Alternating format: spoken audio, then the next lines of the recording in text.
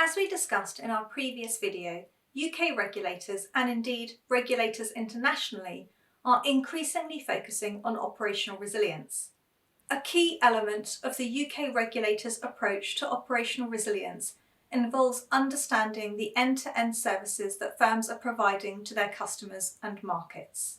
Business services are defined by the UK regulators as a service that is provided to an end user. Business services should provide a specific outcome or service to an identifiable user rather than being a collection of services or activities.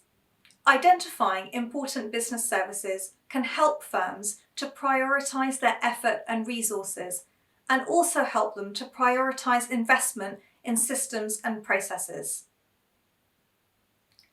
An important business service can be defined as one where disruption would result in intolerable levels of harm to consumers or market integrity, or where disruption could pose a risk to a firm's safety and soundness or financial stability, or in the case of insurers, pose a risk to the appropriate degree of policyholder protection.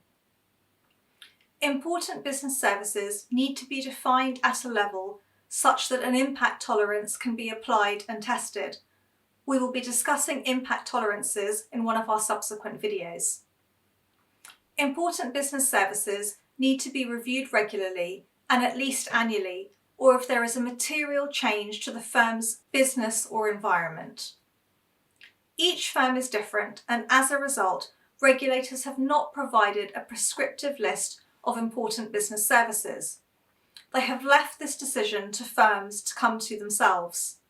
However, they have provided some examples. For instance, safekeeping of customer securities, payment services, disbursement of mortgages, motor insurance policy renewal, and currency hedging services. When deciding what a firm's important business services are, there are a number of factors that firms can consider. Firstly, what is the size of the customer base?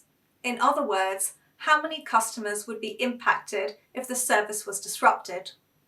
Secondly, what is the nature of the customer base? In other words, are customers predominantly individuals or corporates? Are there any particularly vulnerable customers that would be impacted if the service was disrupted? This could particularly apply to postal accounts, for instance. What is the substitutability of the service? Are there alternative providers that a customer could use instead? As an example, if a customer was looking to open a bank account, they could instead utilise another bank account provider.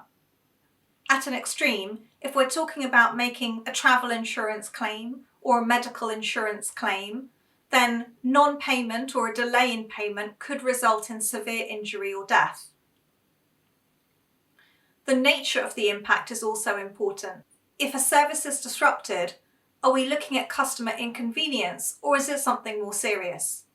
But we also need to think about the impact on the firm, and that's impact from a perspective of capital, reputation, potential regulatory censure. All of these are important factors to consider. And finally, something that is particularly important for systemic firms or financial market infrastructures is what is the knock-on impact on the market and other firms. These are just some of the factors that firms should consider when determining what their important business services are. Once they have come up with this list, the list needs to be agreed and reviewed by the board and reviewed on a regular basis.